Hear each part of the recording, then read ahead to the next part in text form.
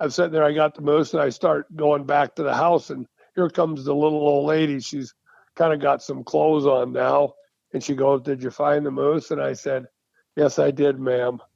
And I said, and I was able to put a killing shot on him, so I've got him harvested right over here. And, I'm sitting there with a bull moose that's got a 51-inch spread. I mean, it's a nice Shiras moose. And these two ladies are looking at this moose.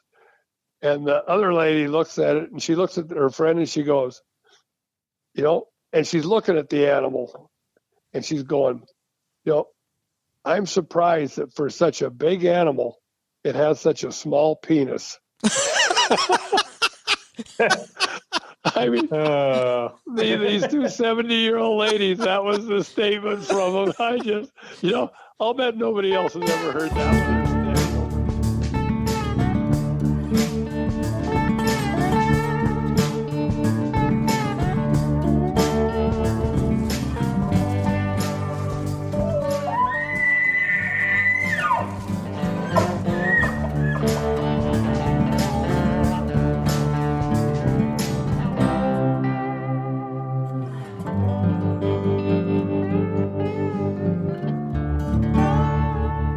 What's going on, everybody? Welcome to this week's episode of the Stickbow Chronicles, brought to you by the fine folks at Black Widow Bows. And we got the band back together. What's up, Blake? Oh, what's up?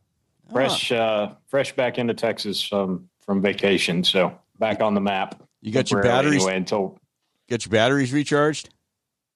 I guess. Dude, I've been getting messages from people like, "Wow, what happened to Blake? What happened to Blake?" He's been working. Work. Yeah. Make hay while the sun's shining. Yep. We just did an awesome episode with Scott Koelzer again. I mean, that's a quick turnaround. I think it was 3 months ago or something. Episode 194. We had him on talking about moose hunting, because the episode 194, when we ended it, he just talked about his bear hunting. He hadn't talked about moose hunting yet. So yeah, got him on and talked about moose hunting. And I'm going to tell you right now, you didn't know it, but you were eating those Skittles. It was killing me watching you eating those Skittles. I'm like, damn, that's a good idea. Sour Skittles, man. Man. How old are you? 29. Yeah. No. 16 if you look at my beard. Is that what that is? Mm-hmm. I know. I thought you just need to wash your face. Dude, it is. How long for your hunting season? It depends on if I find anything for that September time frame or not. But October 2nd, I believe, is opening day of deer season here, and then going to Kansas in the middle of November for about 8 days, and then I don't know after that. So yeah. I'm looking at 30 days. It's unbelievable. I know. I talked to Scotty earlier today. I'm going to try and find an antelope hunt maybe somewhere, and go do a quick antelope hunt. I've never shot an antelope. Been around them a little bit, but I'd like to kind of knock that one off the list, I guess. Scotty with Top of Texas? Yeah. So he got an antelope tag there on that place that they hunt last year. And I just hollering at him. If I was going to shoot one, I'd like to shoot a Texas antelope, because they're kind of few and far between, hard to get tags, access, stuff like that. So I just thought it'd be kind of neat to shoot one in Texas. I just thought you were being a Texas snob. Like, no antelope is worthy like a Texas antelope. That's right. As long as you know. Yeah. No, I got you. I'm squared away there.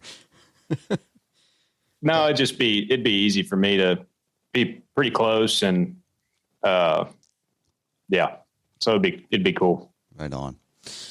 I Hunt Close Trad Kill 2021 is we've got, you probably haven't looked at the Gmail account. They're stacking up in there. We got a lot of activity, a lot of guys sending us photos from Australia.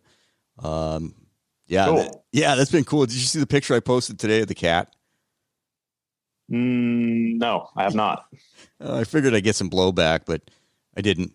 I love the fact those guys can hunt cats down there. That's my dream. Your dream hunt? Feral cats. Oh yeah, feral cats in Australia. Old tabby cat. Oh please, yeah. You gotta have a lot of front and center on those things. And he's holding it up. When he's holding it up, he's got really good shot placement right there. And I'm pretty sure he got full penetration. I'm gonna leave that one alone. We had a few of those in this episode. Just gonna leave it right there. It's a family. It's a family show.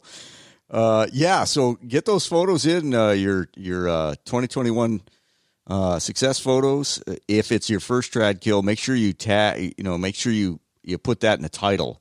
That's the first trad kill, because we took one of those prize packages. We set it aside for the first trad kill, but I don't know. Is it December 1st that we're going to shut her down? And we've got stuff from Sitka Gear, Safari Tough, Kifaru International, and Iron Will. We're going to be giving away some stuff. And, it doesn't have to be a great photo. It doesn't have to be a monster critter. Just want to see those trad kill success photos and, getting it out there. So show people what can be done with a stick bow. Yeah, 10-4. I'm going to get on there and look at them tomorrow once I get wound down. No, we literally just got in last night or this morning, actually. So you were in Colorado, weren't you? Yeah, I took the kiddos up there, kind of ran around up in the mountains, took them up above tree line a little bit. And it was a blast. Went to Rocky Mountain National Park. I tell you what, there's one thing that kind of piqued my interest a little bit at Rocky Mountain National Park. Yeah, you can't hunt there. Well, I know this, but there was a group of people standing next to us where we were eating lunch by this lake, and they were asking the park ranger. One guy said, "Is it true that there's only 30 black bears in Rocky Mountain National Park?" You're kidding me. And the guy, the Forest Service or the park ranger or whatever, he said, "Oh yeah," he said, "There's only 30 bears in here." Blah blah blah. Went on, and one got killed by a car, and went on this whole spiel about how there's trying to, bring back the bear population. And all I can think in my head the whole time is that this is total bullshit. Wow. And I'm like, they must be telling people to say that to folks to, I guess, make the wolf reintroduction make more sense. Like there's not enough predators on the landscape, maybe. I don't know how you kept your trap shut, dude. I'd have lost my cool. Well, I mean, if I'd had more facts, I would have. But all I'm thinking in the back of my head is like, there's no flipping way. There's only 30 bears in this whole freaking park. Maybe in a square mile. Yeah, that's what I was thinking. But no, it was fun though. I mean, we went up. They've got a paved road that goes up above tree line. We went and took that and went up there. And my 6-year-old spotted actually a really good buck, probably at 3/4 of a mile away, crossing a snowbank up above tree line, and just yelled, said, "Daddy, deer." And I just kind of laughed and was like, "Oh yeah, okay, where?" And she pointed like all the way across this basin. And she said, "Right there." And I kind of figured out where she was talking about, and right on the edge of this little snowbank. So I looked and I thought, hell, there is a little dot, kind of a little speck right there. It looks like it might be something. I pulled up my binos, and sure enough, there's really nice 4-point mule deer standing right on the edge of that snowbank. That's some good eyes. Like, you little shit. Any chance I can drag her along in September or 2 weeks? Well, that ain't no kidding. I'm serious. But no, we had a good time though. All the kiddos had fun, and they were pretty excited. She's from Texas. I'm surprised she didn't say, "Dad, there's a shooter buck right there." That's right. Hey, that's probably a 3-year-old, 4-year-old. Yeah. Give it another year, Daddy. Hey, speaking of, you see that? Oh, t-shirts. Yeah, we got some slick t-shirts. Rob's got one on right now. It looks a little tight. Well, looks a little tight on you, but it's all right. I'm swole. Yeah, that's what I'd say. Bulking up for the fall. Is that a schmedium? You want to thank sponsors and hop out of here? Yeah, and I try not to roll through these because we've got sponsors that keep the show going, and pretty proud of the lineup we have. Just to be supported by these companies means a lot to us, and we really, really, really do use their products and appreciate their support. Kifaru International, the Footed Shaft, Selway Archery, Backwoods Grind Coffee Company, and, of course, Black Widow Bows. 30 days. I know some of you got even tighter time frame than that, so good luck and stay after it. You bet. That's all I got. Enjoy the week. Yeah. Let's get out of here. Roger out. Yeah, your video's not working, but I can hear you good now. Man, that's got to be on your end. My video, I look good from here. I look real good. I haven't looked good in a long time, so I'm not even going there. So Scott, I've got Blake Hunter on here. He's my co-host. He works more than anybody I know, and he's a good family guy, so he's always got with the kids and stuff. So we're kind of got the band back together, so to speak, and he was anxious. He's a younger guy. What are you, 21, Blake? 29. Really young guy. Yeah. I can barely hear Blake. That might be something I can fix. How's that? Try that, Blake. Okay, you're loud and clear now. Yeah, you're loud and clear now. Okay, it was a setting on the computer here.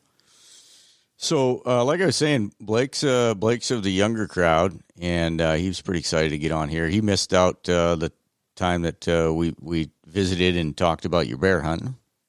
Okay. So Yeah, has Blake hunted moose anywhere yet or anything? No, it's definitely on the to-do list, but not yet. Okay. Where do you live? Where do you live, Blake? I'm in Texas, so I get to hunt a lot of whitetails and pigs and all kinds of other stuff. You don't have a hell of a lot of moose down there. Nope, sure don't. I tell you what, I'd like to draw a tag in Colorado. I've seen a few good ones there, Shiras, but area I hunt in's got some good bulls in it. Yeah, Colorado has way better moose than we have in Montana. I was just with Marv Klinke at the Pope and Young convention last week, and in his area by his house, they shot 4 bulls last year, and 3 of them made Boone and Crockett. Wow! And he says that, and their bulls like that are everywhere around there. They don't have wolves, although they're trying to get the wolves brought into Colorado right now. But as it is, they've got tremendous Shiras moose down there. I've seen 2 that they didn't look like Shiras. They look like full blown Alaskan moose. I don't know anything about moose, but they look big to me. So you've made it up there elk hunting some where you've seen them, or mule deer hunting? Mainly mule deer. I've had an elk tag in my pocket a couple times, just an OTC tag, but generally concentrate on deer unless we just happen to stumble into a herd of elk or something like that. But I should have a pretty good elk tag up there next year, so that'll change. I'll have to work on my calling and stuff over this next winter and summer, getting ready for next year. So. And it's not working on your calling so much as, to me, we have so many people over calling elk here. I hardly ever cow call or bugle. It's mostly, I might do it to locate them, and then I just try to get in front of them when they're moving, because everything has got so call weary in our part of the world. Yeah, the little bit that I've kind of been around them and some of the OTC stuff, it's you blow on a bugle and they run the other way about half the time from what I've seen. But one thing that Bill Vanderheiden, the owner at Iron Will, tells me that he uses a lot when he's hunting with a buddy is he'll have a buddy stay back a good ways and just keep him bugling. And he just, tries to sneak in close and waits until he screws up. And that's kind of been his go-to method, is just keeping them talking and vocal so he can sneak in on them. That's a good way to do it, is to, with a team, with the 2 of you doing it. That works super good. Hey, Scott, is it when you say call weary, you think it's people as much as wolves? Well, I think it's people for the overcalling. Mm-hmm. Just because, I mean, you walk in the woods and everybody's got a bugle and a cow call, and they walk 50 yards and call, and then they walk 50 yards and call, and it's too much. But like in our part of the world, I can only speak for Montana, it's the wolves and the grizzlies. I hunt elk up around West Yellowstone a lot, up near the park and all that. We have great big national forest up there. And I've never called much, but generally when you call, you kind of get to where you're hidden. You got an ambush spot, all this and that. But now, if I call, I make sure I can see all directions for at least 50 to 75 yards, because I've had countless friends that have called in grizzlies. Oh, no kidding. Oh yeah, and the wolves are coming to the calls, but the grizzlies are really coming to the calls. And so, yes, what you said earlier, do you think it's the wolves? I don't think it's the wolves so much. Although, the wolves haven't called or seen them, and haven't, you don't have reports from people going, I got charged by a wolf. It's generally the grizzly. But the grizzlies are becoming an unbelievable main factor in bugling and cow calling in our part of Montana, because the population is well over 1,000 bears, and with no hunting season, they're not afraid of anything. And the more people out there, the more bears out there, you're going to have more encounters. Yeah. I mean, I've encountered overcalling. I know I've been around it, but we as the people that I have hunted with and guys that I know, we attribute a lot of the lack of elk talking to the wolves, because once they, when the elk used to bugle regularly, once those wolves keyed in on it, it didn't take the elk very long to know that they don't want to really make a peep. Right. Well, I think it's a factor. I haven't been where I've hunted. I hunt this one drainage, and a friend of mine who just passed away used to hunt up higher where there were more wolves. Down where I'm at, there weren't that many wolves, so I didn't have those confrontations or that. But I mean, I can't help but imagine that the wolves have made the elk just a lot quieter. Well, hopefully next year with my tag, I'll have a little different experience than what I've had in some of the OTC units there in Colorado, just because it's a pretty limited tag. There's a limited number of tag holders, and hope it's different anyways. May not be, but hopefully it's a little bit different scene than what I'm used to. Is this an area where you got some preference points built up to get a tag? Yeah. Yes, sir.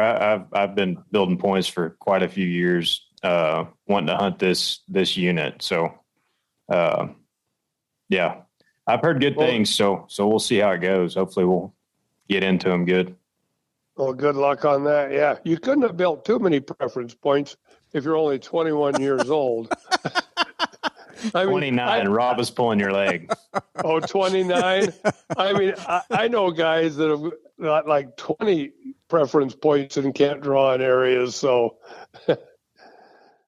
well, then at 29, you do have some preference points. So good luck on it. So, you not hearing me, Blake? Yep, I'm hearing you. Blake's giving me the I can't hear. Can you hear me now? Yeah, I got you. Okay. So last time you were on, Scott, which, by the way, that episode was well received, to say the least. When we parted ways, you said, "Hey, I'd love to talk about moose sometime." And so you talk about your moose. How many moose are Canadian? Alaskan? What Shiras? What moose have you killed? Well, I've shot I think 4 Shiras, 4 Canadian, and 1 Alaska Yukon. Wow. I've only hunted. I hunted in the Yukon 1 year, and I've never hunted Alaska for moose. But I got pretty hooked on British Columbia when I was about 40 years old, and enjoyed going up there and just the country. There's no roads for miles, and you fly in, and I got into an area in British Columbia where it had really some tremendous moose. In fact, my little brother and I took 2 bulls one year, and I wrote an article in Bowhunter magazine about it. And the next year I got up to the area hunting and met Jack Frost and Randy Lillenquist there. And Randy ended up, Frost, we ended up naming a lake after him. He's a bow hunter from Alaska. And Randy Lillenquist is from Arizona, and he had the number 1 or number 2 moose in the world for quite a while, and they shot him there. And when Jack came in, he flew around for a few days just scouting the area. Jack has a super cub, and he said he saw a bigger moose in that area than he'd ever seen anywhere in Alaska. So it was some really tremendous moose, and I just kind of kept going back hunting that and grizzly bears in the area. And not to get sidetracked, but I believe you and I just talked a few days ago. Did you book another grizzly hunt? Yes, I did. So you were at the Pope? No, but I talked to you a few days after. Okay. When's that? Is that this year? No. He couldn't get me in until, maybe next year, 22, but if not next year in 23. He has a gentleman that's been booked with him, and if that guy gets his moose this year, then he won't be booked with him next year, and I'll move up. But if he doesn't get a bear, then I'll be there in 23. And it was, I thought I was probably done grizzly hunting because just from my accident years ago and old age, my legs don't work very well anymore, and I can't cover a lot of country, and I can't walk through the thick brush and whatnot very well. And when I was at the Pope, I met 2 friends there that I've known for a lot of years, Tom Vanash and Carl Speth, and they took the number 2 and number 3 grizzlies in the last 2-year recording period for Pope and Young, and they did it with this Stan Parkinson, and I got to meet Stan there and visit with him, and they kind of hunt out of blinds along salmon creeks, and I can get up in that and sleep in the blind and sit there and see if I can have another good bear walk by me. So I was all in. That sounds pretty cool. Have you done much blind hunting, or how much of that have you done in the past? Lion hunting? Yeah, sitting in a blind. Oh, blind hunting, excuse me. Never the last 2 years that I hunted British Columbia, like I said, I can't go in the hills and go in the thick brush anymore. My legs are just too weak. So I went up to an area and hunted along a lake, and the outfitter and he was a friend that I've hunted with for 25, 30 years. We put up, there's a berry hillside where a lot of grizzlies on this hillside, and there's a lake down below. And I sat in a blind on it just to see if a bear would walk by coming and going. And I saw one grizzly about 100 yards down the river, cross down the river, but I never had anything come by me. Well, I know for me personally, ambush hunting, as much as that kind of gets poked fun at, my heart gets racing 10 times more ambush hunting than when I'm spotting and stalking something. I don't know really why that is. Maybe because you feel like you're out of control of the situation, and spotting and stalking, your mind stays pretty occupied with what you're doing. When you're sitting in a blind, my mind's sitting there racing about what's about to happen. So I've always loved ambush hunting just for that reason. It gets my heart rate going. Yeah, I love spot and stalk, but I totally agree with what you just said. You're calmer with spot and stalk. I mean, setting up in a blind, I've just had it with whitetails where you have a big buck coming in and he takes his time. By the time he gets to you, you're a wreck. And, I remember one buck I shot, and I had a stick in my back in the blind, and I was driving that stick into my back just to try to keep my legs from shaking and to settle me down. But you're not, I think it is, you're not moving. You're just standing there, being as still as you can. So your body just goes ape on you. Where spot and stock, you're moving, you're in control. And so I agree with you totally on your thoughts there. So getting back to moose, what states have you killed the Shiruses in? Okay, I shot 3 Shiruses in Montana, and I shot 1 in Wyoming. And unfortunately, when I had the tag in Wyoming, the first Shirus, I think I talked about it when talked before. When I was in college, I had a Shirus tag in Montana, and I'd shot a bear and a deer, and I had this moose tag, and I was in college playing college ball, so I hardly had time to hunt. But I got out right outside of Bozeman, and I got in on a bull, and my dad had the world record with a bull by Keith Wheat hanging in his sporting goods store, and I got into this bull, and I kept looking at it, and I couldn't tell if it was bigger. It was right at the size of the world record, but I didn't know how to score him then. It was just a big moose, but I couldn't say for sure it was bigger, so I threw snowballs at it and chased it away. And like I said, I had shot a boo-boo bear and a little 3-point mule deer is all I'd ever shot. So that was one of the dumbass attacks of my life.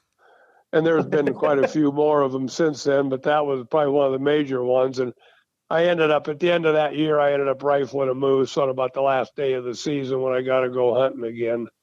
But then 7 years after that, I drew a moose tag, and that was a year. I mean, I had a fun year. I shot 9 species in 3 months. Gene Winslow wrote an article on it in Bowhunter magazine called The 3-Month Bow Hunt. I hunted British Columbia and Wyoming and Montana. But the last animal I killed on that was a Shirus moose, and it had horns. I shot it on, I think, the second to last day in November, and it had horns about as big as the palm of my hand. And not a real monster, but I was a happy camper with just finding a bull. And then a few years after that, I drew a tag in Wyoming, and Wyoming just has fantastic moose. But my timing wasn't the best in the world because my wife was having our daughter right during hunting season. So I got to drive down to Wyoming and hunt 2 days was all. And I got in on a 36-inch bull, not a very big bull.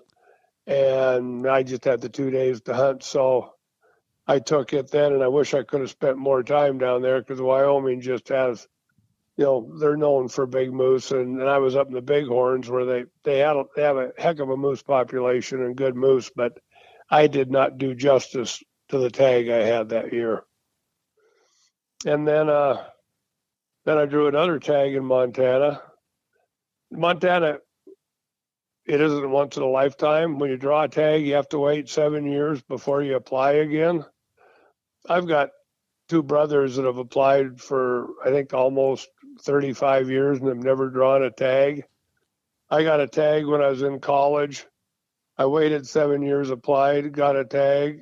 I waited 7 years, applied, got a tag. I waited 7 years, and it took me 2 more years after that to get another tag. Holy so smokes. Good, clean living goes a long ways. Oh, wait a minute. No.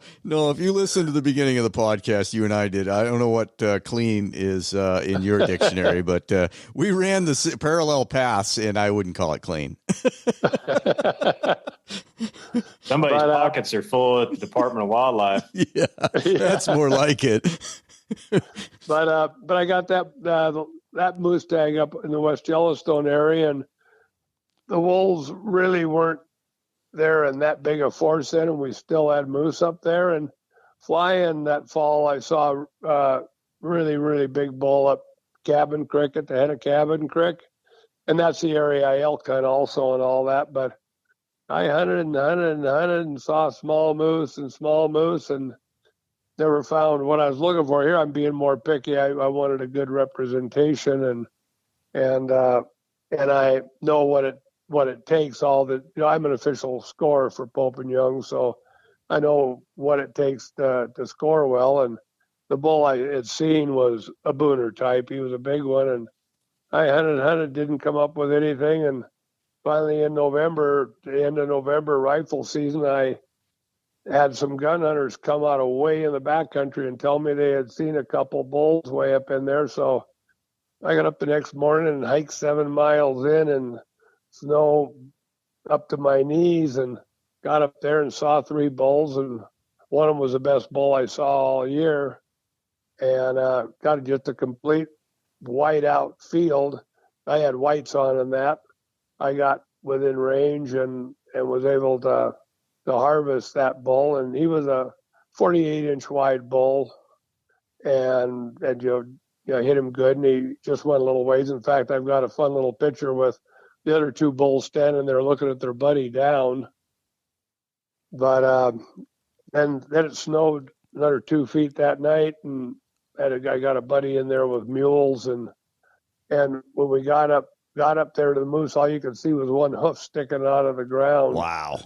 When we got up to there, so it was a good thing we had the mules, and those long-legged devils can really go through the snow and whatnot. And then I waited 7 or 8 years and applied, and I had a moose tag here, I think 6 or 7 years ago in the Red area, which is just kind of west of us about 30 miles. And of course, the wolves have now up in the West Yellowstone area where I used to hunt the moose and I had all those moose, you can't find a moose anymore. The wolves have totally wiped them out. I mean, the outfitter friend that packed that moose out for me, guides for bow hunters and rifle hunters in that area. It's been several years since he's even seen a moose. And we used to have a tremendous moose population up there, but it's gone. And then where I had this tag a few years ago, it had a good moose population. One of my workers shot a Booner up there with a rifle some years ago and just moose around. I applied in there and I saw, I think, 27 or 28 different bulls, and only one of them were in the mountains. Oh, yeah. Because all the rest of them are down by the ranchers' houses on the river bottoms where they're around population, where they're away from the wolves. The wolves have totally driven them down into society, into the towns, the farms and whatnot. But I saw some really nice bulls that old time hunting. I was looking for something that scored good, and I passed up 3 or 4 bulls that were nice bulls. But moose, it's hard to find a symmetrical moose. Just one palm will be, they don't look like twins. One palm will be so much different than the other. One will have a fork in the front, a cup, the other one won't, or the palm will be narrower or not as tall and lopsided. And I passed up a lot of moose on that. On the second day I was hunting, I saw a pretty good bull that I thought was pretty good that I'd take, but it was on property I couldn't hunt. And then 18 days later, I saw that same bull 8 miles away on another piece of property. It was during the tail end of the rut. And I've always found moose hunting, the rut is basically the 20th to the 30th of September, the first part of the rut. And then the second part is the 1st to the 10th. And I've always preferred hunting the 1st to the 10th because it's like the moose, they've bred most of the cows. And so it's the tail end and they're out looking because they're like going, God, I'm not going to get lucky for another year if I don't find another cow somewhere. And they're easier to call in and they're traveling more. And I found this bull 8 miles away, and there were 2 bulls with a cow and a calf out in this alfalfa field. And the next morning they were there, and I would just down the road and hike down the edge of the river, and I there was a steep bank. This alfalfa field came down to a steep bank where it dropped into the Jefferson River. And I got down along that, and when the moose came out of the field and came down into the river, the younger bull went by me at 20 yards, then this other bull went by me at 20 yards, and I hit him, but I hit him low, and he went down in the bottom and was bleeding pretty good, and down where he was at, he was going to be hard to get out, going to be everything like that. When I can't carry the weight or do anything, so I called my son Brian up to come help me to look for him, and when we got him, to get him out of there. And Brian got down there with me, and we looked and looked and looked, and finally I went upriver a little bit and just got set up, and my son went down and went through the river bottom, following the blood, and then the blood finally petered out, and he worked all the way up to me, and he never pushed the moose up to me or anything. And we went back through everything, looking, trying to find the bull, trying to find blood or anything. And my son found just a bull track going to where it went in the river and crossed the river. And it was just about dark then, and so I went home, and I came back in the morning and went up the other side of the river, and there were just different small acreages along the other side of the river, and it took me a couple of hours to where I finally found the right house to where I thought the moose crossed and whatnot. It was a story that could have been bad, but that went really good, because I stop at this house and there's 4 little old ladies having a slumber party or some damn thing there, because I'm there at 9:30, 10 o'clock in the morning, and I knock, the lady comes to the door in a robe, and I just tell her my name, that I had a moose tag, and I said, "Ma'am, I hit a moose on the other side of the river yesterday, and as near as we could tell, it swam to this side of the river. Could I please look for it to follow it up to try to find it and to harvest it?" And she went, "We don't allow any hunting on our property. We bought this place for just a quiet place and no hunting and all that." And you know what? I understand that. That's what they bought it for. And I said, "Well, I understand that. Thank you very much for your time. I'll get out of here." And I turned to walk away, and she says, "Was it a very big bull?" And I said, "Yes, ma'am, it was a really nice bull." And she said, "Well, we've had a bull in the slough right by our house here all morning, and he just doesn't seem to be feeling really good, and we don't want an animal suffering, so yes, you can follow it up and see if you can get it," which was super nice for somebody that bought the property for what they said they did. Yeah. And I just went and grabbed my bow. I went down the slough, and the slough had reeds as tall as me, and I'm 5'20", and I'm just working up the slough. And the way the wind was going, I thought, I'm going to work up this edge and then come back down through, so I have the wind with me. And I just started working up the edge, and I see the antlers of it. And I just moved towards it a little bit and knocked an arrow, and my wind was going towards it. And it stood up, and I hit it really good, and it just went a really short ways and expired. And even the better part of this moose story is it died right in the middle of a road that I was able to drive my truck to. And of course, I'm just, even taking care of a moose like that is a heck of a lot of work. I called up a buddy who came over, and with a couple planks, and we were able to come along the moose right into the truck hole. And there aren't too many bull moose stories like that. But what was kind of cute about it is I'm sitting there, I got the moose, and I start going back to the house, and here comes the little old lady. She's kind of got some clothes on now, and she goes, "Did you find the moose?" And I said, "Yes, I did, ma'am." And I said, and I was able to put a killing shot on him, so I've got him harvested right over here. And I asked her, I said, "How do I get to that road there?" And she told me how, and I said, "Okay, well, I'll get in my truck and drive over there. And she goes, well, I'm going to get a friend to come over and look at it. So I got in my truck and I found the road around. I drove down to it, and I'm sitting there taking a few pictures of the bull and whatnot. And these two ladies come over, and, I'm sitting there with a bull moose that's got a 51-inch spread. I mean, it's a nice Shiras moose. And these two ladies are looking at this moose. And the other lady looks at it, and she looks at her friend, and she goes, and she's looking at the animal, and she's going, I'm surprised that for such a big animal, it has such a small penis. I mean, these two 70-year-old ladies, that was the statement from them. I just, I'll bet nobody else has ever heard that when they're standing over their dead moose to have a couple ladies say that. That might be the intro to this episode. Yeah. But that was my last Shiras moose.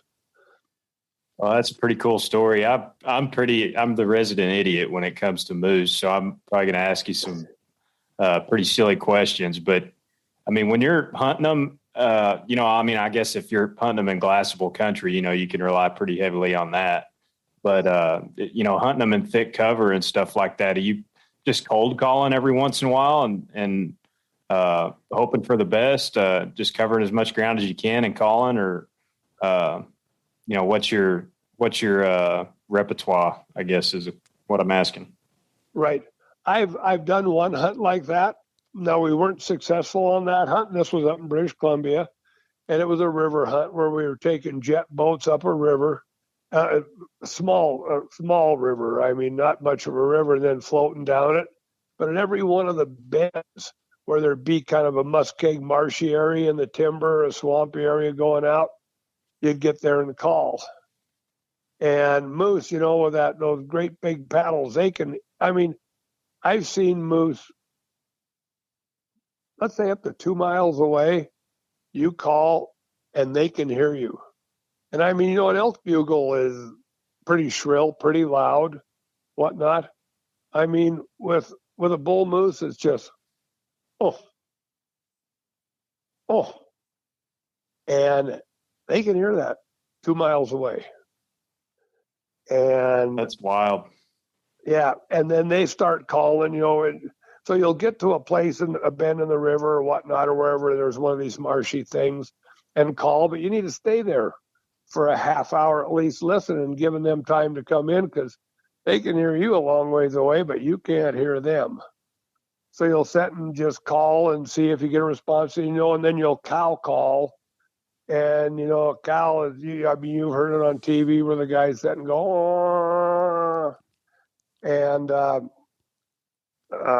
you'll do that. And if nothing finally answers, you move another mile up the river and do the same thing and just keep moving, doing that.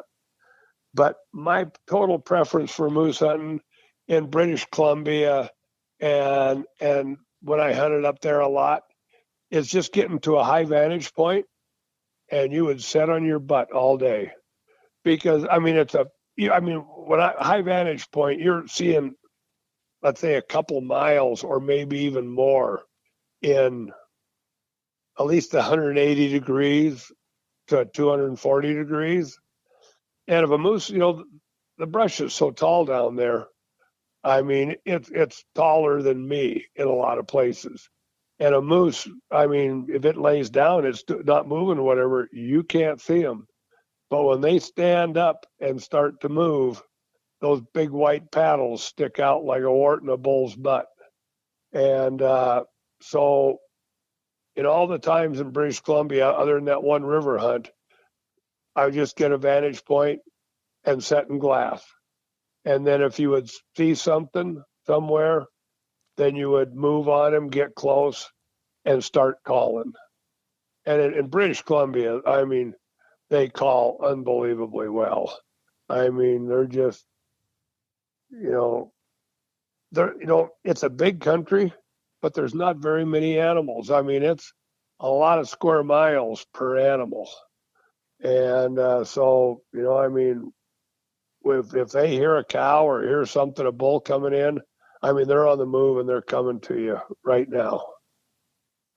And that's, when I took my little brother up there, and I think 90, I sent him up in the morning. It had been foggy and rainy, but it was finally clearing off, and I sent him up to a lookout. I was sitting there in my long johns doing the dishes from breakfast, and I sent Jeff up this lookout to look, and God, I'm halfway through dishes, and all of a sudden I look up, and here comes my little brother waddling down the gully coming towards me, and he's holding his hands out as wide as he can, and he's pointing just to the side of me. And I look to the meadow to the right, 200, 300 yards away where all our horses were. We were on a backpack hunt. And here's this bull standing there on the edge of that, looking at the horses going, I don't see any horns. They're all ugly, but they're all mine. And Jeff comes up to me and he goes, what do you think of him?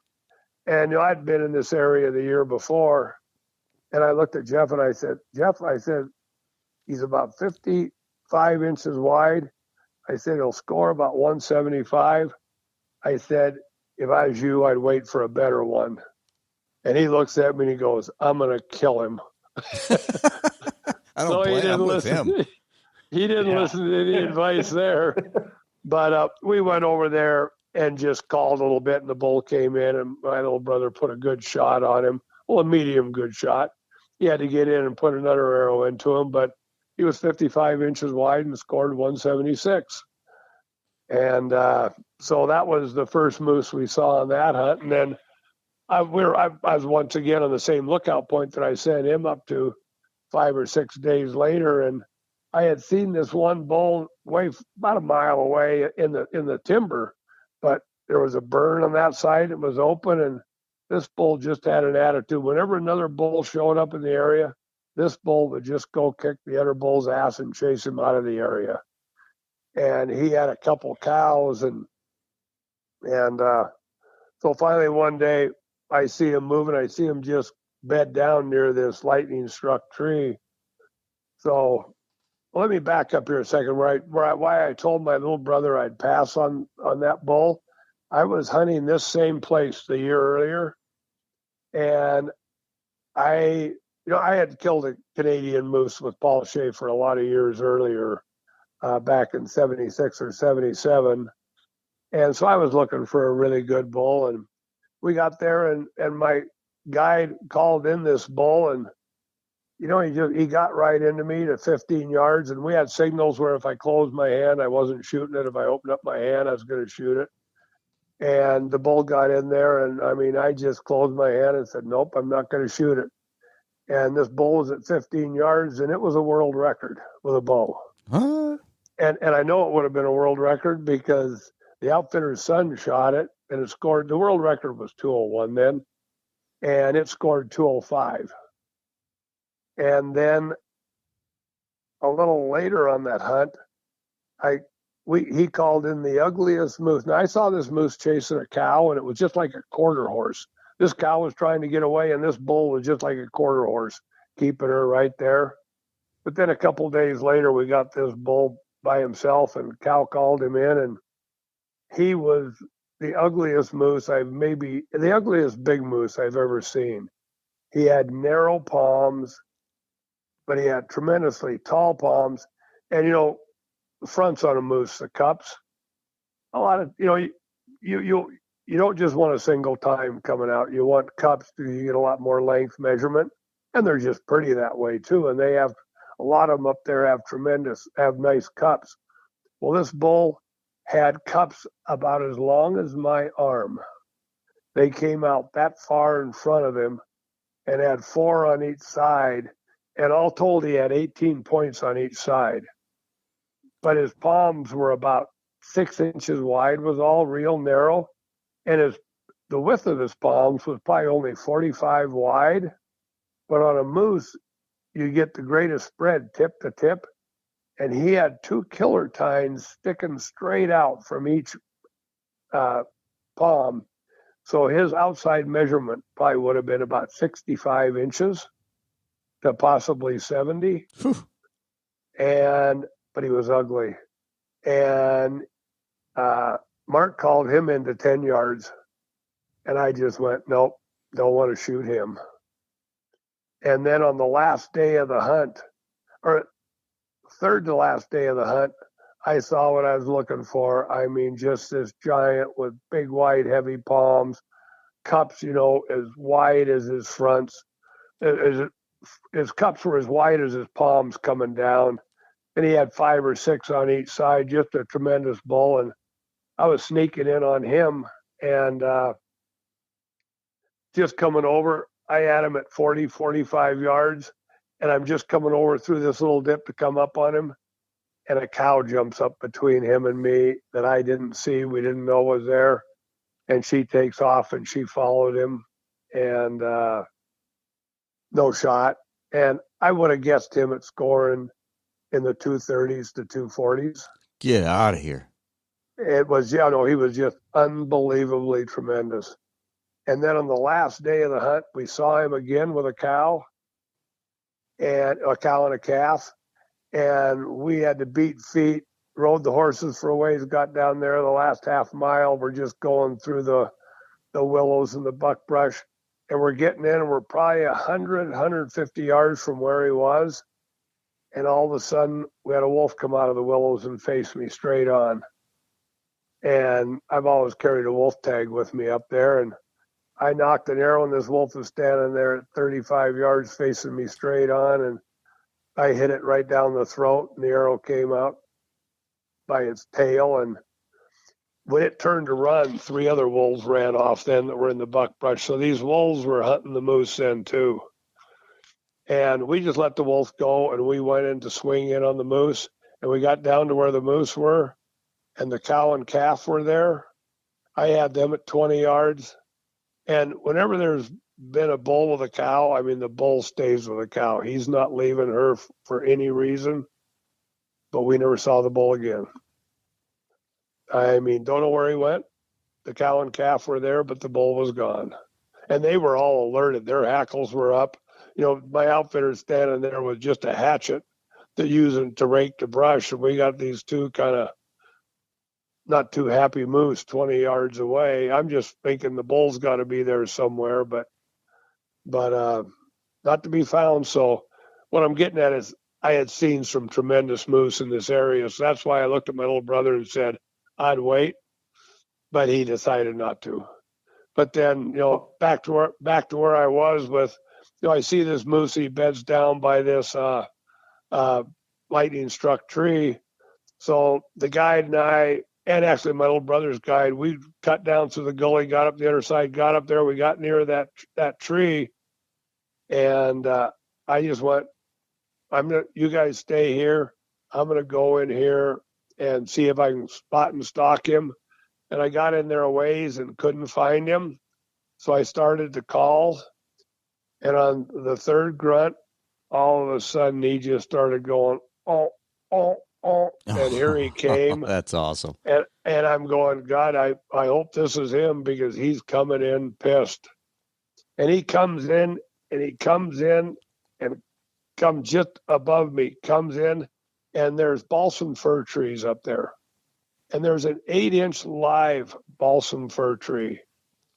And he walks in, and it's before I had a shot at him. He walks in and puts his head against this balsam fir tree and pushes it over like a bulldozer.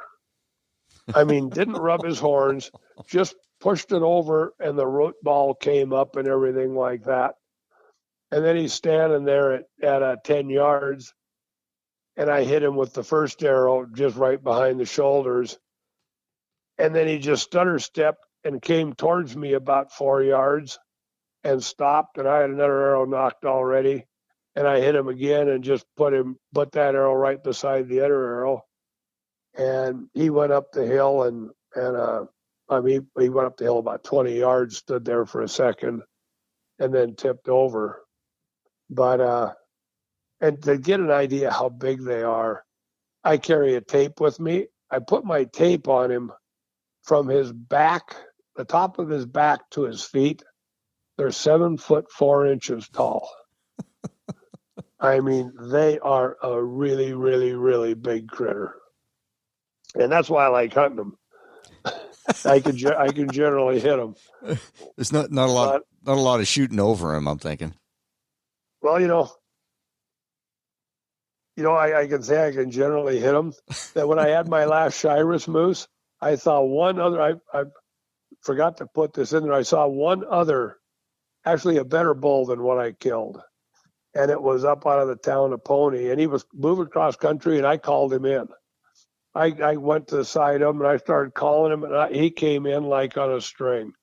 And I kind of pride myself. I can, I've shot a recurve, a Schaefer silver tip for 40 years, a Savage before that, and I practice a bunch, and I used to long distance shoot with Paul, but now everything is close. I just like it close, and at 20 yards and under, I can put everything in a pie plate, almost, let's say, a softball type thing back in the day. And, so what I'm getting at is I could shoot a bow okay.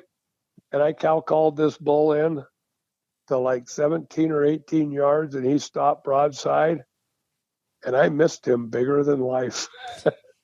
I like missed a refrigerator at 15, 20 yards, whatever it was. So, that was another screw up. And when I said there's been lots of them, that was another one. But this bull, the one I got in BC, was just a really nice bull. He was, I think, 56 or 57 wide, but super wide palms, lots of points.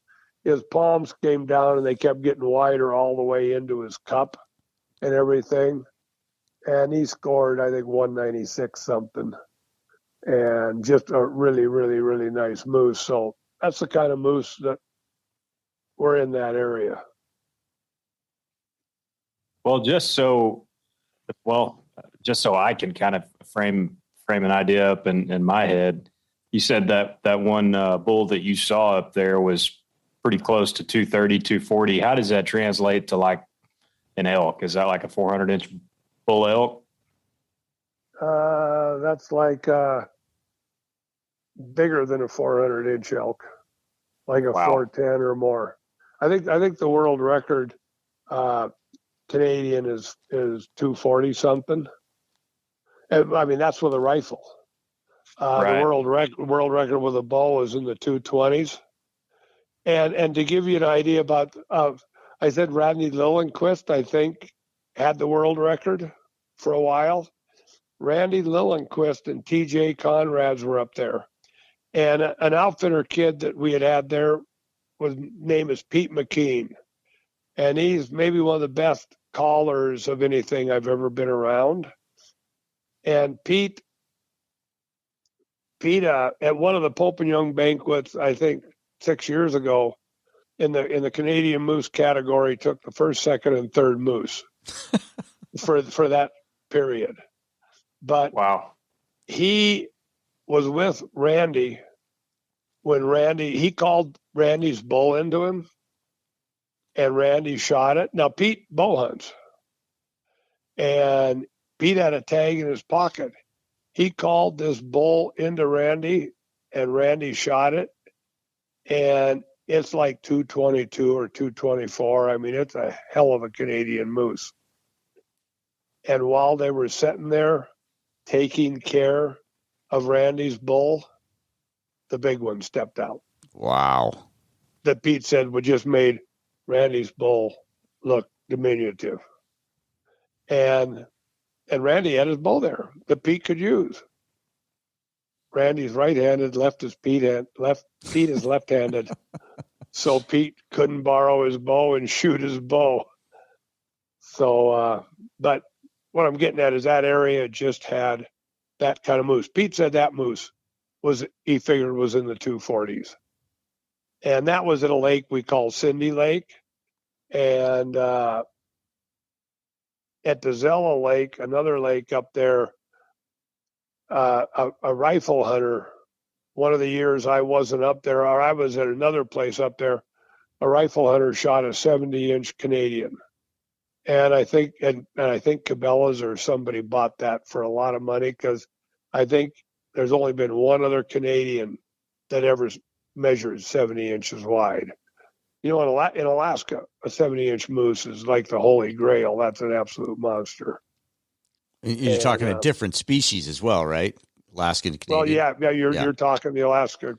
But, you know, one thing about this and what makes this area so good is like 50 miles away is the Yukon border, where if this moose was 50 miles away, it'd be in Alaska, Yukon. Now, Scott, you're dropping names and stuff. Are you good with that, or are you making them up? No, I'm telling you names. Okay. I mean, names of areas, lakes. Well, the names of the lakes we were at and whatnot. Yeah. Those made up, or you? No, those are factual names. Okay. Brian going to be mad that you're saying these? Pardon? Is Brian going to be mad that you're saying these names? No. I mean, to go into these places, you've got to have a guide there. You know, it's not like somebody can go in there and go hunting. I mean, in Canada, you have to have a guide and a vaccination now. Yeah, well, if we ever get to go back there. With this new strain of COVID, I was just talking with a friend. It might be another year before they let us start visiting other places and whatnot. Well, they're sure showing up in my town down here. Seeing a lot of Canadian plates. I mean, I love Canadians; they're awesome. But oh, really? The Canadians are coming across. I'm seeing some plates down here. Yeah, I was asking somebody from Canada just the other day. And now, did they open up the border? Well, no, I don't know. Maybe they're sneaking it. I don't know. I'm just seeing plates, and I know I can't go up there, so I'm like, what? Well, you know, a Canadian can come down here, but when he goes home, he has to self-quarantine for it's either 2 or 3 weeks in a government facility, and he has to pay the cost of being there and everything like that. But so they can come here, but when they get back home, they don't just go home. They got to go through the hoopla. And then we can't go there. I heard at the end of this month they were talking about opening it, or the end of August. But with this new Delta strain they got out there, I don't know what's going to happen with all that now. We don't want to go down that road. Yeah. So let me ask you a question now. I you've been around a lot of elk, and I've been around a lot of elk, so I have a base of understanding here. How would you consider a moose's toughness in comparison to an elk? I think, well, they're easier to hunt, just because they call easier. But to me, they're. I mean, if you hit an animal right, they don't go far. They just fold up and go down. To me, elk can be just notoriously tough. You even hit good. But like a one lung elk can go, a long, long ways. I've seen not a lot of moose, but I've seen a one lung hit moose just drop, within 30, 40 yards. To me, they didn't strike me as tough, but you have way more experience than I do. Right. Moose are not near as tough as elk. I'll agree with you totally there. Now, I am more afraid of a moose than I am of a grizzly bear. Oh yeah, I'm with you there. I think they're way more dangerous because they just absolutely have no fear or anything. Now, a bull in the spring, hell, he's fine, but a cow in the spring, total different story.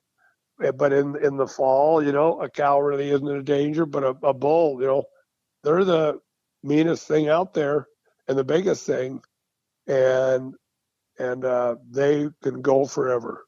Or I mean, they're just afraid of nothing. They'll take anything on. But your elk thing, I mean, I agree totally. I mean, the first good bull elk, I killed an elk a lot of years ago, and I hit it. And I mean, I put this arrow where I would shoot the next 100 animals. And I looked for it for 10 days. I never found it. Yeah. I never found it. And on the 11th day, we're coming into the area from a different angle. And I'm with the guy who was really a good elk caller.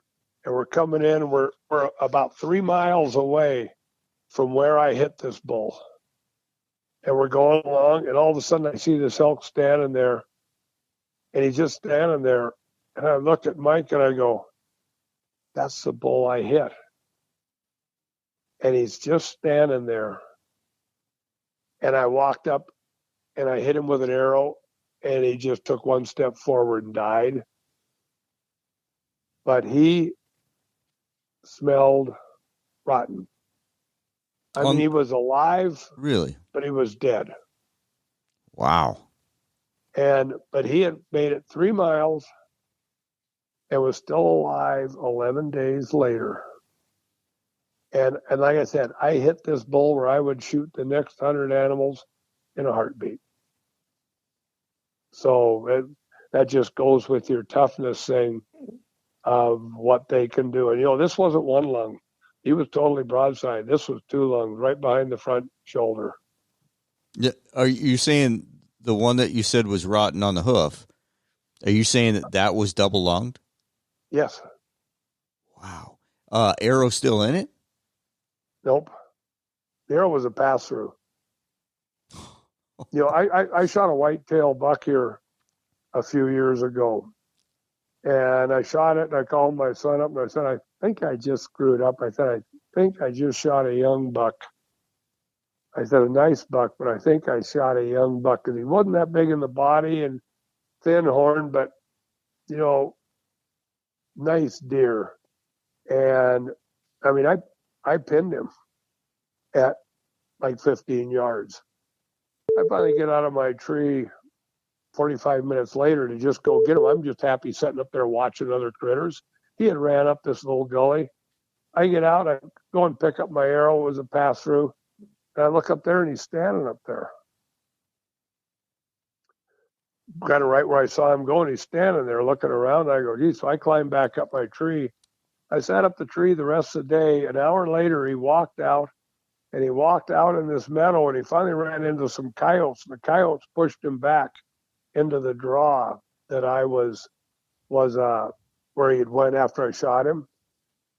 And I sat there till dark, didn't see him. And I just backed out of there, and I called my son up once again and told him what I did. I said, could you come down and help me retrieve this, because it's farther than I can drag it, and just to help me. And we got there in the morning. I showed Brian where the deer went, where it went in. I said, why don't I climb back up this tree, and why don't you go all the way around and come up to the start of this gully? Let's just say there's a U, and draw a line through it, and that's the gully where the deer was in. I said, why don't you go on the U, come around and come down the gully, look for him, find him, let me know. Or if something happens, you jump him, we'll see him. Brian did that. He's doing that. He's coming. I had another buck run by me and a doe. That was it. And a pheasant flew by me. And almost Brian's all the way to me. And he doesn't have the deer yet. And I'm just like going, holy buckets, you're kidding me. And right then, just not very far away from me, this buck jumps up and goes to run by me. And then he collapses right down in front of me. And I got another arrow into him, and he just, boom, and went nowhere. But Brian's looking at the hole and goes, is that where you hit him the first arrow? And I went, yep. So I've had 2 double lung things where one was alive 11 days later and the other was alive overnight still. I've seen some really weird things, not in person per se, but just buddies show me pictures, trail cam pictures of deer that have been shot, and holes right behind the shoulder. And it's really, really strange sometimes. It's almost, it's just unexplainable to an extent. And I don't really know how to answer it. And I mean, when you cut it open, did you look close at the lungs on both the elk and the deer? Yeah. Well, the elk, like I said, the elk would just rot and smell it. We had to stick Kleenexes up our nose to take care of him. And the meat ended up being unedible. The whitetail, just overnight, we dressed it out. And I mean, when I went to dress it out, it was already smelling rotten. And I just killed it. And pulling its lungs out and that. And I mean, I got out. I washed my hands in the creek that was right there. I got home and I showered well, cleaned myself up. Brian and his wife Kara came over for dinner that night, and I was telling Kara about it. And when you take care of something that's rotten, you just can't get rid of the smell on your hands. I mean, you can wash like there's no tomorrow, and you can't get rid of it. I told Kara about how the deer smelled. She goes, "You're kidding me." And I mean, I had just got out of the shower, cleaned up. I put my hand out to her face, and she just kind of jerks her hand back because the smell was still there. And it wasn't just a fresh killed deer smell. After you shoot a deer and you take care of it, it was a pungent, rotten smell. So yeah, it's so strange. Yeah, no, it's just critters are tough, and like you said, you've seen other things where people have hit them like that, and they're totally fine. And I can't explain it. A lot of people think there's like maybe the animal exhaled, so there's an air void in there. There's no such thing as that. I mean, the lungs are there. There's no air voids where you can shoot them in the lungs and miss the lungs. I mean, if you put an arrow in the lungs, you get the lungs. I just wonder if it's not that, I'm not a doctor or veterinarian or anything like that, but I just wonder if those holes can seal back up somehow and clot or something so that they don't, so that the lungs will still function, or maybe one of them still functions or something. Well, they must be able to, just with what I told you about these two, because, both of them were shot with Zwickeys, and I've never had a problem with any of that, bleeding out. 99% of the animals I've shot have been like dead in 20, 30, 40 yards in 15, 20 seconds. And then all of a sudden you get one that does this. It was like my last moose up in Canada. I was up there and I was at Lake Leroy, and which is right, all this is in this little bitty area where these bulls are. And I'm just out there by myself, and I hear this bull grunting. So I cut down, and at first I'd walked over there with just a shirt on. And I got there, and one of those storms that time of year hit, and I bundled up in my rain suit and curled up in a ball on the ground and just curled up underneath this tree for an hour, and while it sleeted and snowed and rained on me. And then all of a sudden that quit, and I heard this bull bugle, and I got out of the rain outfit and got over to him, and my son had fletched me up a lucky arrow with red, white, and blue feathers.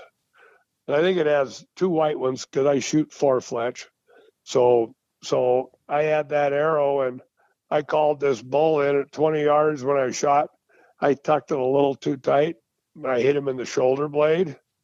But I shoot a 72-pound, or I did back then, a 72-pound Schaefer and 22 16s, and I actually drove that arrow through the shoulder blade, and it made it into one lung in that moose. And that moose didn't go 20 yards and was dead. I mean, with just one lung, he was down in 30 seconds and expired and whatnot. So, they part of the thing where you're just talking, they are easier to harvest than other animals. You were fortunate enough to see the result on that elk and that deer, but so many times it's really frustrating for people when they don't know. You see, you start second guessing. Like, so you both those shots were solid, right? Right. You could see you ended up getting them and seeing the results. But how frustrating is it when somebody never gets the answer, never finds the animal, and you're like, man, I hit it perfect, but it's like unexplainable. I had that happen on a sheep. Pardon? I was just saying, go ahead. Oh, I had that happen on a sheep years ago. I mean, I drew a sheep tag in Montana, and I was just looking for a hell of a ram. It was the area Paul Schaefer shot his ram in, and very good sheep. And I finally get into 4 rams. I see these rams, and I'm in the thick, horrible stuff, and I get down on them, and I'm 30 yards away, and 3 of them were booners. Then 1 was a 3/4 curl ram. My first arrow I shot, and I hit. There was a lot of buckbrush there. I hit a branch, and the arrow deflected over the sheep. The sheep just kind of was alerted. I already had another arrow knocked. And I mean, he was totally broadside, and I buried the arrow to the fletching right behind his front shoulders. And when I hit him, he ran forward, about 2 feet straight into a tree, just bam, this tree. And I was in kind of a chute in some steeper country, and the sheep just took off running down below me. And this was back when I was doing a lot of hunting and shooting a lot of critters every year. And, everything, like I said earlier, everything was dead in like 30 seconds, hardly going anywhere. And I just pinned that thing. I went down to get him. I waited a couple of minutes, then I go down. I'm going down through this gully, and I'm looking to see if I can find my arrow. I don't find my arrow. I don't anything. And all of a sudden I come up on the 3 of the sheep, and they're like 20, 25 yards away. And I throw rocks at them to chase them away. And then I see the ram I hit 100 yards away standing on this rock with his head down and bleeding like crazy. And I just stand there and watch him, no way for me to get closer. And then he turns and he walks kind of up this hill, up this ridge and angles to the left. And it's getting dark right then. So I just go, I'll come back in the morning. I looked for him for 10 days and never found him. Man. And on that rock where he was standing, there was a pool of blood 3 feet in diameter with blood running off the rock. And I looked and looked and looked and never found him because he was in the high 180s type sheep. And, I made a perfect shot. Yeah.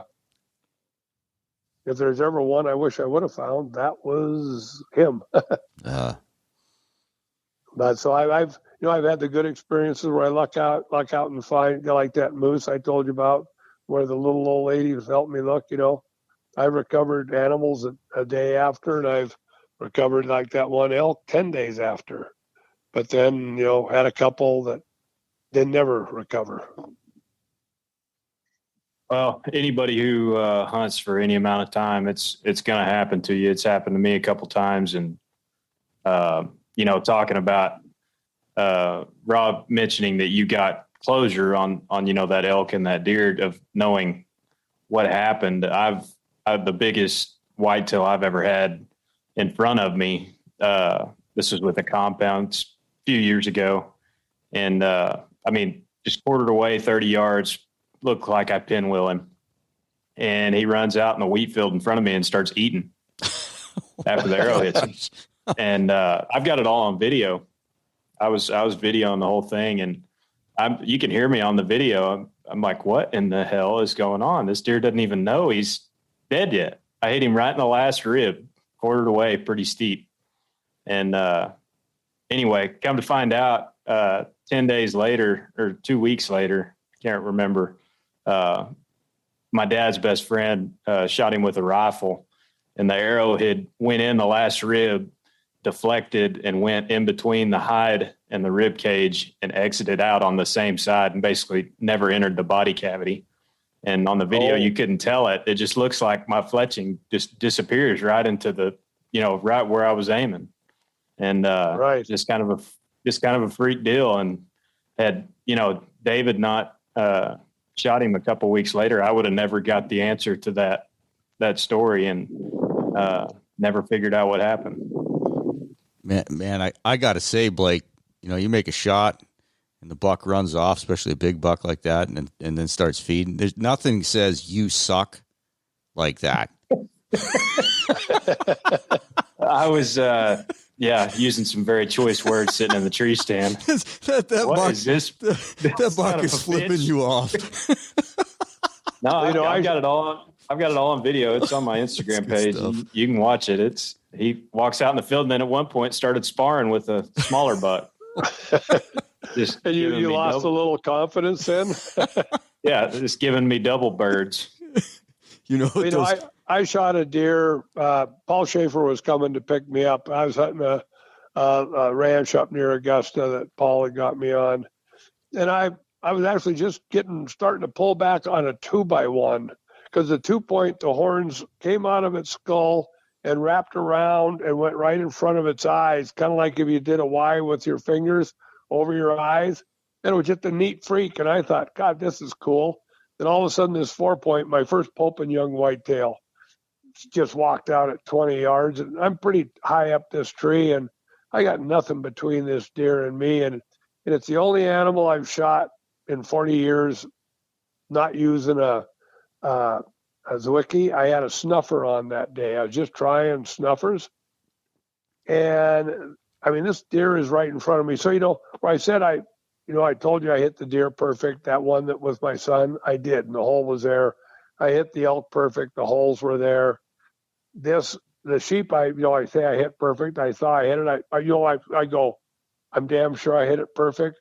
But what I'm getting at here is we don't always know, because this deer was just nothing between it and me.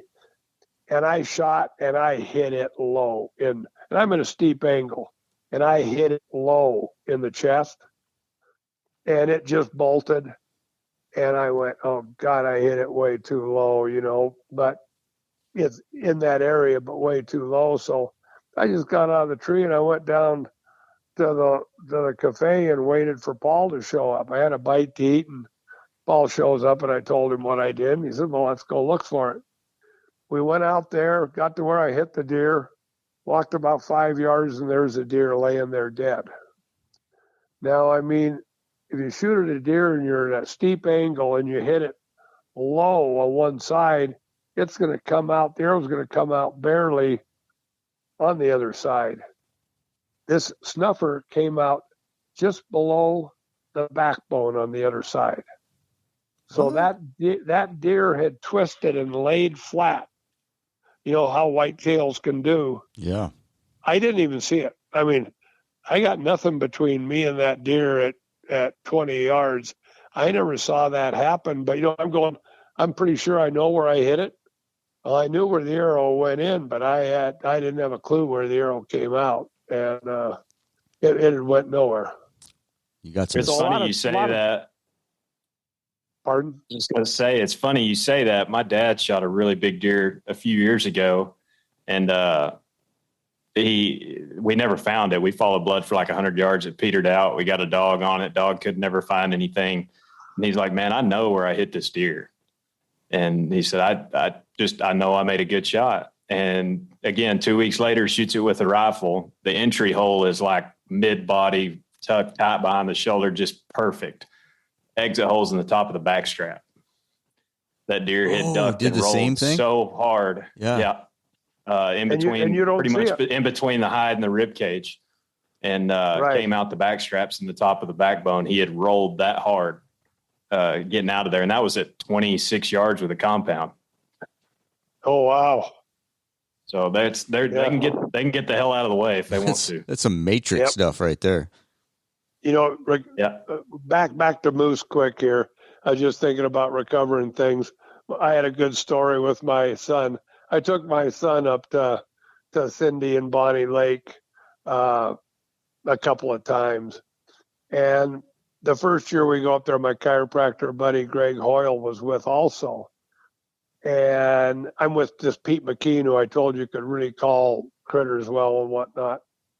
And we walk up over the top of Skinny Lake, and we walk into Cindy, and we hear this bull grunting. And Pete and I get up there, and Brian and Greg are with us, and we're looking, and we hear it grunting, and then we get to see the bull about 400 yards away, and this bull walks out. And Pete looks at it and looks at Brian and Greg and goes, it's just a dink. Let's go find a better bull. And turns to walk away, and I turn to walk away with him. and both Brian and Greg are going, because this is a 200-inch bull. It's a toad. And, but this was the first Canadian moose they'd ever seen. Well, I stayed with Pete. Pete goes, Greg, you go down right there. Brian, you go down right there. I'll call him in. So you get down there, Pete calls, and the bull comes in like on a string.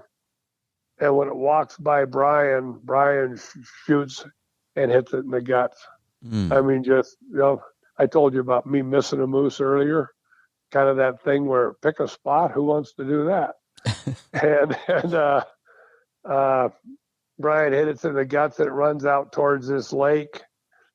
It runs out and going around this lake and gets in the trees, and no, we know we got a marginal hit. It's gonna be real quick. So we climb this ridge and get up this rocky point and sit and watch. And we watch for the rest of the day. We watch for 4 to 6 hours. Don't see the bull anywhere. So we go down there and try to follow it up. And it's, gut shot wounds don't bleed worth a damn. And we have like 2 drops of blood, and that's it. We don't find anything. We go, let's just come back in the morning. It's getting dark on us. We head back there in the morning, and once again, we try to follow. We get up in the ridge, we glass, we can't see it anywhere. We get up and we try to follow it up. We get to where we have a couple drops of blood, and we go, and the lake kind of does a big wow to the right and then swings around, kind of like a T-shaped thing. And we're on the right-hand side of that T, and then we find a spot where there's a thing, a pie plate where the bull had stood and dripped blood a bunch, and just little drops, but it bled there a bunch. And then we go, and then there's nothing, and everybody's standing there looking and doing what they're doing, and way across the lake, I see this raven flying. So I'm glassing over there, and right on the other edge of the lake, I can barely see a horn sticking up out of the water. So I sit and look at the guys. Well, I go, Brian, I found your bull. And everybody's going, where? And I said, well, you guys figure it out. And they sat there. They're looking at the blood. They couldn't figure it out. So I finally showed them where it was. You just see the horn. We went around the lake, got over there, and Greg and Brian and Pete had to strip down to their shorts and go pull this thing, get a moose out of the lake to where we could process it, gut it out and cut it up and take care of it. But that little bitty bull that we had kind of had him going, I think ended up scoring a little bit over 200. Ooh-wee. I mean, it was just a heck of a nice bull. Well, and then on that same lake, we were just at the Pope and Young banquet. There was a guy there with, I think it was a 2nd or 3rd place Canadian moose. And my son got to talking to him. And my son talking with him, the guy goes, he shot it at Cindy Lake, the same lake Brian shot his at. Wow. And he says, the moose, I didn't hit it real good. And I got in on it. Then I hit it pretty good, and the moose jumped out in Cindy Lake and was swimming across Cindy Lake and sunk. Oh. And he says, it sunk. And he says, and a winter storm was coming. This was later, once again in October, I think. Winter storm was coming. The lake was icing up. They stayed there 2-3 days. They paddled around. They got up in the ridge, tried to look down in the lake, find the moose. Couldn't find the moose. Didn't find it. The guy went back with Pete McKean that spring. The guy got licensed to scuba dive. He went in there with tanks. He went in there to swim to cover the lake to find the moose. And they got there, and the moose had kind of washed up against one of the shores. So he didn't have to scuba dive, but they were able to get the bull. And I think it was 197. So just a heck of a nice bull there, too. But not too many people have to get scuba gear out and recover their moose.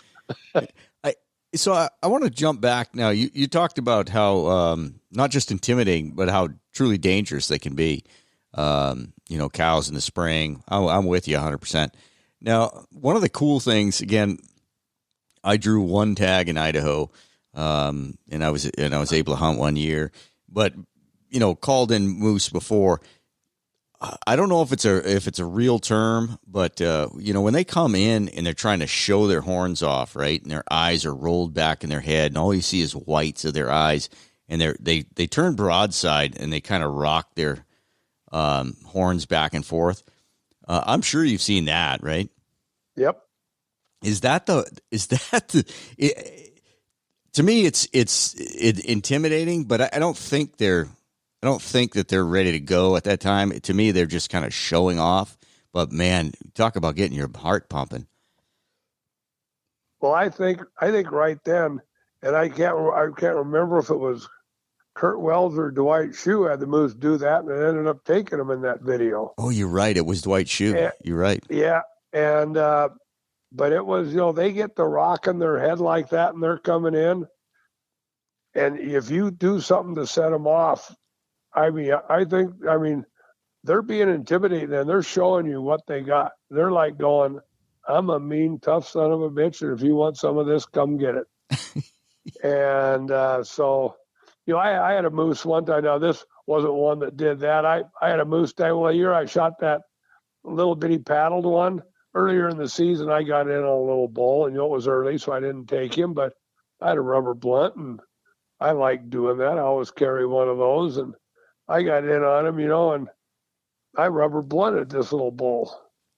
Well, he put my ass up a tree so quick you wouldn't believe it. I dropped my Schaefer bow on the ground, and I scurried up this tree, and he just stayed right at the base of the tree. And I'm worried about my bow because he's dancing all around it, and I'm breaking off branches and throwing them away from my bow so he'll attack the branches and whatnot, and get away from my bow. Well, finally, I'm up this tree for a half hour plus, and he finally leaves. And, I'm not the brightest guy in the world, and he leaves, and I go, God, I'm going to do that again. That'll be fun.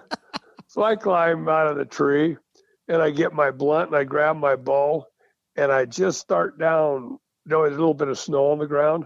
I just start down where he walked, where he went. Well, he was down there waiting for me. Here he comes, charging back up me. I drop my bow, go back up the same tree again. And, when he finally left that time, I didn't follow him up anymore. Hey, Blake, you haven't met Scott. When he says he's got to climb a tree, he's got to climb twice as far as you and I because he's so tall. To get his feet high enough, he's got to climb pretty high. Jump up and grab a 10-foot branch.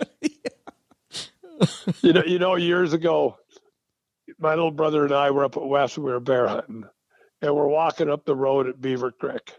They were just walking up the road because you can look on the opposite hillside and glass for bears. That's where all the chutes are, the avalanche chutes and that.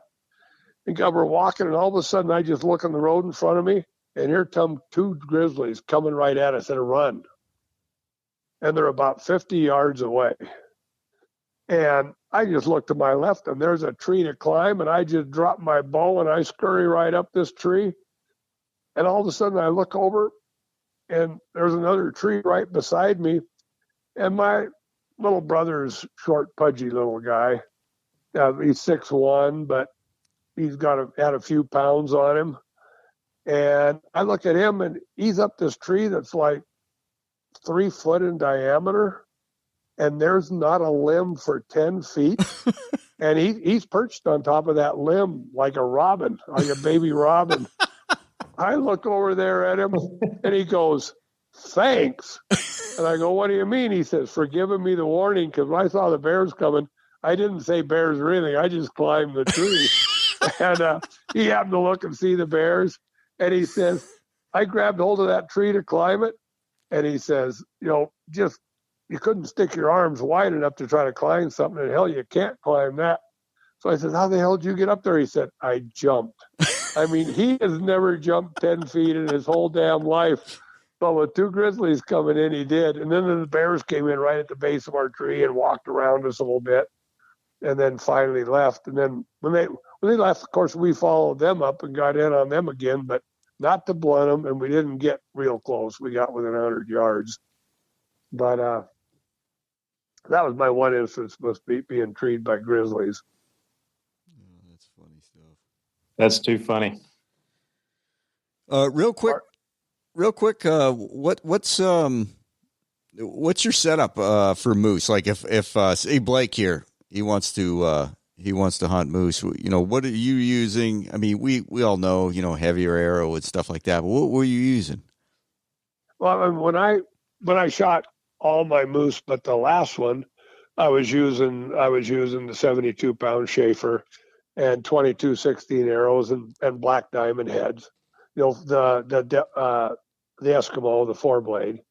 I'm just a believer in 4 blades, and you know, that worked fine. When I shot the last moose, the one that I hit low, I through the heart area, bottom of the lungs, I was shooting. You know, getting older and not doing the work I do anymore. I don't have the strength I have, so I'm now shooting 50. I had Dave Windauer make me 55-pound limbs, and shooting full metal jacket arrows with once again black diamonds on them, and you know, that works just as good as a 72-pound bow did. Yeah, nice. But you know, I'm not a big heavy arrow person. I had the first set of fiberglass arrows, I think, ever in the state of Montana. And they were lambda glass. And they were faster than fast, small diameter, this and that. But I mean, I used to just shoot all the time. And I had 22-19s then. I had 22-19s and 21-17s. And I had a compressed straw target in the backyard where I had a couple of straw bales. And then I had 2x10 on the top and bottom with ready rod through it, compressing them so the arrows just wouldn't fly through, you know. You compress them so that it'd stop them. And I sat there and I shot those 22-19s and the 21-17s and then the lambda glass. And the lambda glass by a foot out-penetrated those aluminum arrows every time. No kidding. Yeah. So, and you know, in all honesty, like the full metal jacket arrows I'm shooting now, they're 340s. I mean, I've been shooting them through elk and through deer and things like that, and not having any penetration problems. So I guess what I'm saying is I'm not a guy sold on that you got to have a big, heavy arrow to kill something. So you're probably what, in that 8 to 9 grains per pound range, somewhere in there? Probably, yes. You know, I mean, I've never weighed an arrow. Never did that. I mean, I've seen people that like weigh every arrow and have it written on the fletching and all that. I'm not quite. I'm simple, and I keep it simple. But effective. But effective, exactly. But effective. Yeah. Scott, we like that word. Yeah. Scott, I really, really, really like the fact that you were able to retrieve that moose and impress. Well, I think impress, but leave a good impression on those non-hunting ladies. Good on you. Well, you know, it was very nice of them, and you know what? You know, something I've done that I think more hunters need to do. You know, you hear all the time where people say they can't get on private land. You know, I hear that constantly. They're on private. You can't get there. You can't get this. You know, when I hunted that year, I got to go on 5 ranches, and that let me hunt. There was one that wouldn't let me, but I got to hunt on 5 ranches. And when I was done hunting, I bought all of them a couple $100 gift certificate at a really good dinner club. Yeah, well, it probably didn't hurt. You're walking in on all women's slumber party either. It seems to me like that might be a little suspect right there. Large strapping young man. Yeah, no joke. No joke. Hello, ladies. But I gave them a gift certificate also. And a year later, the guy, the husband of that gal, called me up to talk to me and thank me. So imagine that. Hopefully it made a good impression for hunters, and they'll let other people on. Oh, I'm going to stop right there. Well, as you said, the statement that lady says, you have the opening line for the thing. I want to run. For an animal that big. I want to run with that bad, but I'm just going to leave her right where she lies. Okay. We'll give that one 4 hours. Come back later. Hey, man, it was great meeting you over in Western States Rendezvous. That was really cool. That was very enjoyable, especially with all the young people there. Yeah, and a quick question, and it's a selfish question. You said you're a Pope and Young scorer. Are you a Compton member? A Compton member? Yeah. Yes, I am. Oh, do you score for Comptons? Yes, I've scored one animal ever. It was for Steve Rhodes, who passed away a year ago, but I was certified with them, so yes. Okay, I have a couple of animals that I really, really, really want to get scored, so maybe I might have to make a road trip over there and see you. Let me know, because right now I would have to get old. I was just, like I said, I was with Marv Klinke down in at the Pope and Young. Have you ever talked with him, interviewed him? Yes, I did. He is a fantastic gentleman. He is a real spokesman for the sport. Absolutely. I really enjoyed talking to him, and it's supposed to get him back on, talk some more sheep. Oh, a great guy to talk to. And then he has a book out, Son of the Longbow. Yep. I'm reading it right now. I bought it from Marv down at the thing, and just about getting his wife and kids and everything in there. Just a really, really enjoyable book. We have some absolute.